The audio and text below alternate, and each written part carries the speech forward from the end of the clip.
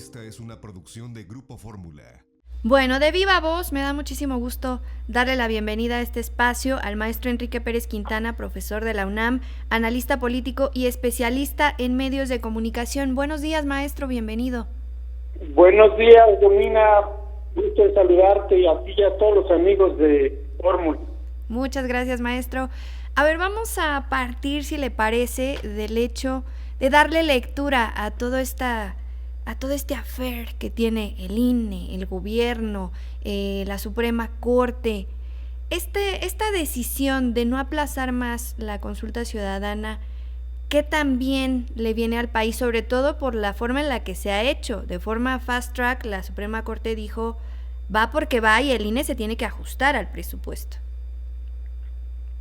Bueno, la decisión de la Corte, la decisión de la Comisión de Receso de la Corte, es una decisión que precipita algo que todavía no existe, que todavía no sabemos si se va a llevar a cabo la consulta para la revocación de mandato o no, puesto que la recolección y el conteo de las firmas que los ciudadanos tienen que entregar no se ha llevado a cabo.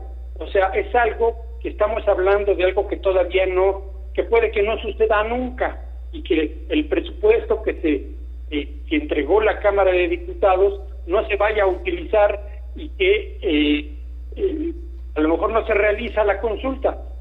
Caso de que exista el número de votos, los más de 2.5 millones de votos o de firmas que se necesitan, entonces se llevaría a cabo la consulta. En tanto, lo que estamos viendo es un gran ejercicio de propaganda política promovida por el presidente de la República, en un proceso que desde el principio ha estado siendo saboteado. La propia consulta ha estado siendo saboteada desde la Cámara de Diputados por indicación del presidente al asignarle un presupuesto insuficiente. Y vemos cómo los incondicionales del presidente se ponen de acuerdo. Las ministras Yasmín Esquivel y Margarita Ríos Farjat, debemos recordar que fueron propuestas por el presidente para llegar a la Suprema Corte de Justicia, y que en esta ocasión, haciendo equipo con su también incondicional del presidente, el presidente de la Cámara de Diputados, Sergio Gutiérrez Luna, quien lleva una demanda a la Suprema Corte de Justicia de la Nación, sobre la cual se pronuncian las ministras y ponen ya un punto final aparentemente a esta controversia generada no por el INE, sino generada por el presidente y su política de austeridad. Ahora, maestro, el acuerdo del INE para posponer este proceso de revocación, ¿coarta de alguna manera el derecho ciudadano a decidir si queremos o no que continúe el presidente de la República? Es decir, ¿este es un acto antidemocrático por parte del INE o no? No, el INE no se ha opuesto en ningún momento a la realización de la consulta. El INE no está coartando la democracia. El INE está exigiendo los recursos para tener una democracia de calidad. Cuando al INE se le quitan los recursos para que se realice la consulta, lo que se está haciendo es llevar al INE a un límite en donde las cosas que tendría que hacer serían de bajo costo, asumiéndose los costos de un cálculo de 161,000 casillas que se tienen que instalar. Imaginemos la calidad de las casillas y las personas que lo van a atender, los materiales que se van a emplear, etcétera, cuando falta 2/3 del presupuesto que se necesitan. Entonces, pues estaríamos comprando una democracia mediocre, insuficiente, pero no que es responsabilidad del INE, sino que es responsabilidad del Estado, es decir, del Ejecutivo, el Legislativo y el Judicial, garantizar la calidad de de esta democracia. Y si la Constitución establece que se le deben entregar una cantidad determinada de recursos para cumplir con este mandato, se le tienen que entregar. Y eso es lo que no hizo la Cámara de Diputados, y no lo hizo porque el Ejecutivo mandó un presupuesto al que no se le movió ni una coma. Maestro, hablaba usted de comprar la democracia, una democracia que entonces a todas luces nos va a salir muy cara, ¿o es que el presidente quiere terminar con todos los órganos reguladores ya? Bueno, la democracia en México siempre ha sido muy cara. Es una de las democracias más caras del mundo, pero es la única fórmula que hemos tenido los mexicanos para que los procesos electorales tengan confiabilidad, que los propios ciudadanos organizan y administran el ejercicio de la democracia en votaciones locales, estatales y federales. No nos debe de extrañar que sea caro, porque es la forma que se sacó al gobierno, al poder que estaba manejando las elecciones, y que imponía e impuso durante más de 70 años la fórmula del PRI, las fórmulas que quería el PRI. Esto ha sido un proceso histórico que ya lleva 4 décadas, en la cual se está construyendo todavía la democracia, y nuestra democracia es todavía muy incipiente, es una recién nacida, y ahora se le están poniendo trampas. ¿Cuándo se va a abaratar o se va a hacer menos cara nuestra democracia? Cuando tengamos confianza real en que no van a tratar de manipularla ni el gobierno federal ni los gobiernos estatales, y que se va a respetar plenamente al árbitro electoral. En esta ocasión no está sucediendo eso. Al árbitro lo están queriendo liquidar. Y con estas acciones, maestro, desde su punto de vista, ¿va a seguir este enfrentamiento entre el INE y el gobierno federal?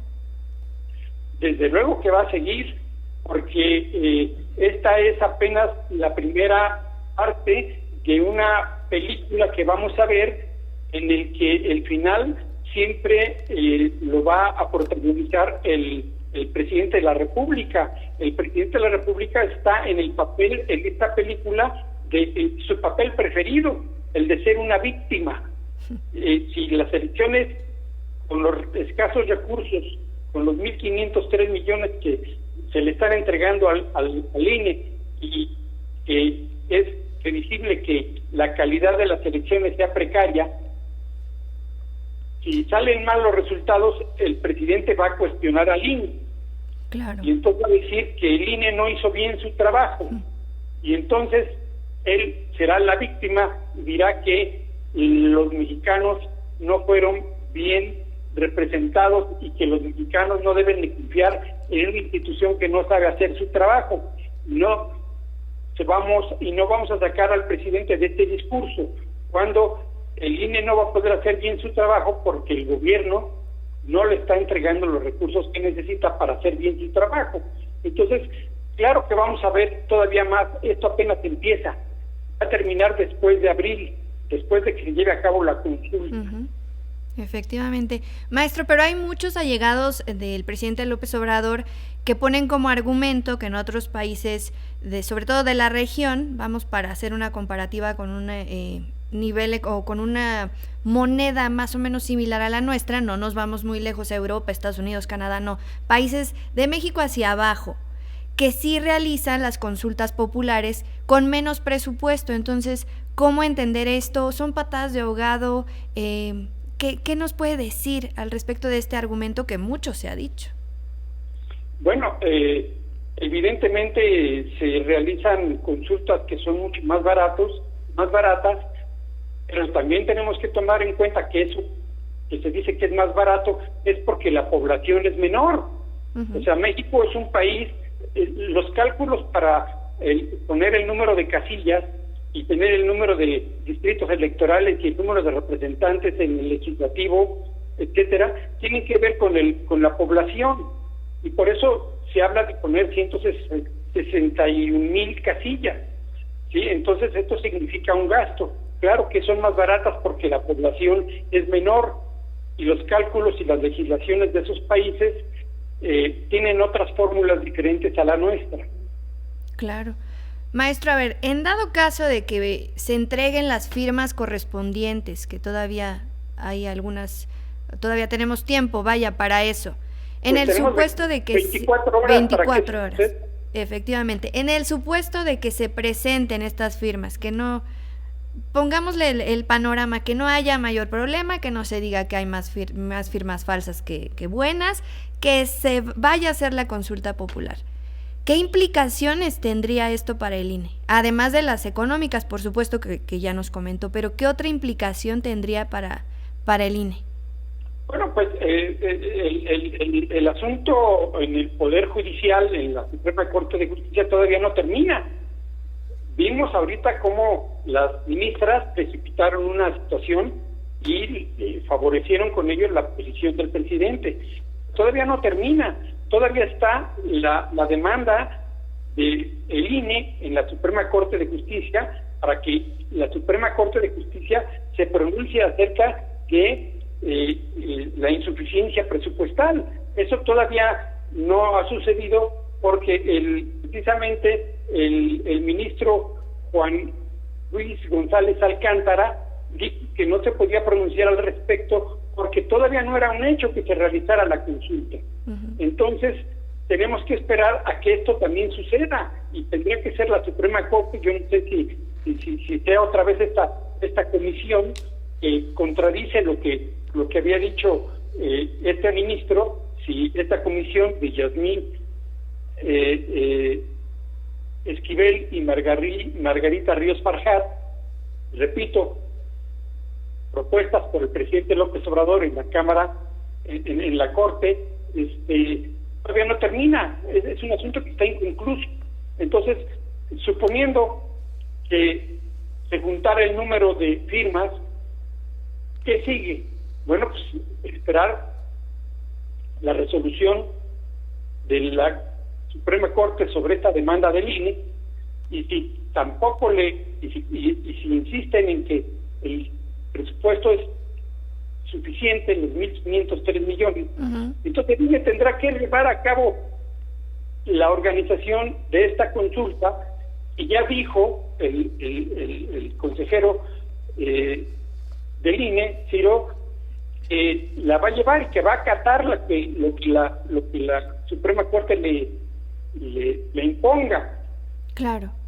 Entonces sí. Tendremos una consulta barata, ¿no? Una consulta que no va a tener la calidad que debe de tener, una consulta que la Constitución dice que se tiene que hacer de manera similar a las elecciones federales, y las elecciones federales tienen un presupuesto y recursos mucho mayores que los que se le está asignando ahora, aunque se diga que el INE recorte sus gastos, cosa que ya hizo, ¿no? Es decir, sí. que a esos 1.503 millones de pesos que se le están asignando, ya el INE le está agregando cuando menos otros 1.000, pero sigue siendo insuficiente. O sea, le están faltando 2.000 millones de pesos o más al INE para llevar a cabo la consulta. Entonces vamos a tener una consulta barata que lo que es totalmente permisible es que va a ser un fracaso porque le van a faltar muchas cosas, y entonces eso que le falte, el presidente y su corte van a decir que es responsabilidad del INE, que salió mal la consulta y que ellos son víctimas de una institución que no está funcionando y que por tanto debe de ser reformada, y van por su cabeza. Se van a lavar las manos, como quien diría por ahí. Gracias, maestro Enrique Pérez Quintana, por estar aquí con nosotros. Seguiremos hablando en días posteriores, si nos lo permite. Romina, mucho gusto, felices fiestas para todos, feliz Navidad. Gracias, Ricardo, maestro. Y a todo el equipo de Fórmula. Muchas gracias, feliz Navidad para usted también. Encuentra más contenido como este en radioformula.mx.